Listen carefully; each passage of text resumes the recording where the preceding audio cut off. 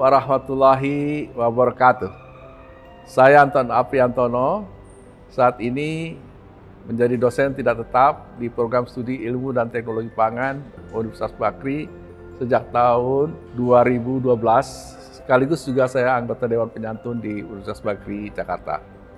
Sebelumnya saya dosen IPB dari tahun 1982 sampai tahun 2010 dan pernah menjabat menjadi Menteri Pertanian di era KIB 1 tahun 2004 sampai 2009. Pengalaman saya cukup banyak, termasuk juga menjadi konsultan dan komisaris di berbagai perusahaan. Tapi saat ini lebih banyak berkonsentrasi di pendidikan dan juga di kegiatan-kegiatan sosial. Saya kira itu perkenalan saya. Jadi pangan fungsional itu sebetulnya adalah pangan yang memiliki fungsi bukan hanya bermanfaat bagi kebutuhan-kebutuhan dasar, ya, tetapi ini lebih, gitu ya, manfaatnya itu lebih kepada apakah dia menjaga kesehatan atau bahkan ya membantu di dalam pengobatan penyakit. Terutama adalah di dalam pencegahan penyakit, ya. Itulah pangan fungsional. Jadi bisa dikatakan secara sederhana pangan yang punya fungsi lebih, terutama adalah fungsinya di dalam kesehatan manusia. Ya, benar sekali bahwa apa yang kita makan itu akan mempengaruhi, ya, kondisi tubuh kita. Oleh karena itu, kita harus memilih, ya, makanan-makanan itu baik dari sisi jenisnya maupun juga jumlahnya. Ya. Karena semua itu, apa yang kita makan, itu semuanya akan mempengaruhi, ya, baik fisik maupun juga mental kita nantinya justru akan berpengaruh juga pada akhirnya. Ya. Jadi bukan hanya sekedar fisiknya, gitu. Karena kalau misalnya ada ketidakseimbangan di dalam tubuh kita, ya, itu juga nantinya akan mempengaruhi, ya, kemampuan dalam berpikir. Ya. Atau ada kekurangan sesuatu, ya, itu juga sama, nantinya akan juga mempengaruhi. Bahkan sekarang ini ada makanan-makanan yang ditengarai, gitu ya, bisa menyebabkan autis misalnya. Nah, karena itu penting sekali kita memilih makanan, ya, harus makanan-makanan yang sehat dan juga memiliki fungsi, ya, di dalam tubuh kita untuk membuat tubuh kita selalu sehat. Konsep Karpus itu konsep yang baik karena berawal dari sebuah filosofi bahwa sarang penyakit atau sumber penyakit itu berasal dari perut. Oleh karena itu, kalau kita ingin sehat, ya, terbebas dari penyakit, maka sehatkanlah perut kita. Itulah konsep Karpus itu berawal dari situ. Dengan sehatnya, ya, perut kita, dari mulai lambung, usus besar, usus kecil, pencernaan kita bagus, ya, maka penyerapan zat-zat gizi dan juga pangan fungsional itu akan bagus. Dan ini akan mempengaruhi kesehatan sel. Nah, ini juga yang kedua. Jadi penyembuhan penyakit, ya, atau juga kesehatan itu berawal dari sel, gitu. Berawal dari sel yang sehat, gitu. Di mana di dalam sel juga ada DNA, ya.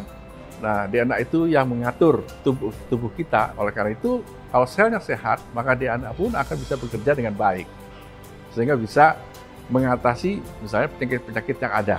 Kemudian di dalam konsep Karpus ini sangat penting mengkonsumsi pangan fungsional, karena memang tadi syarat untuk supaya pencernaan kita sehat, selnya sehat, maka kita harus mengkonsumsi di samping kebutuhan-kebutuhan dasar juga adalah kebutuhan pangan fungsional. Ya. Kebutuhan pangan dasar seperti karbohidrat, protein, lemak, ya, juga adalah pangan fungsional yang mempunyai fungsi tertentu, ya, khususnya di dalam kesehatan, ya, dan juga pencegahan penyakit dan juga di dalam membantu di dalam penyembuhan penyakit. Saya mengenal konsep Karpus ini sebenarnya sudah cukup lama, ya, karena saya berteman baik dengan pencetus konsep ini.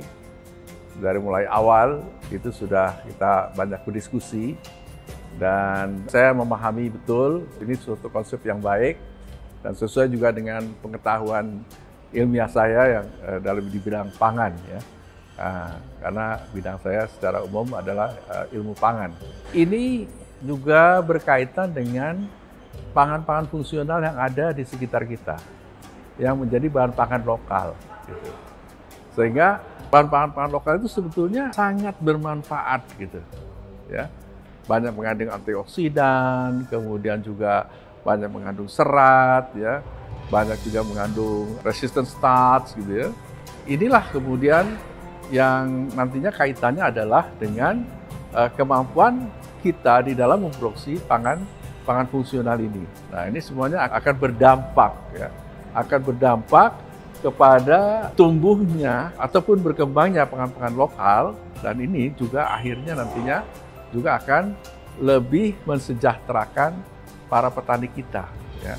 Jadi kita tidak perlu impor, ya, untuk memenuhi kebutuhan pangan fungsional, tetapi bisa dipenuhi dari dalam negeri. Kita sangat mengharapkan, ya, berkembangnya konsep Karnus dan kaitannya dengan pangan fungsional ini, karena ini akan berdampak pada kesehatan masyarakat.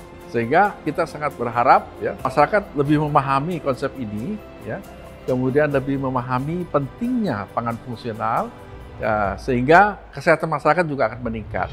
Saya sangat mengharapkan, ya, masyarakat memahami pentingnya, ya, kesehatan yang berawal dari kesehatan pencernaan, gitu. Kemudian kesehatan yang berawal dari sel-sel yang sehat.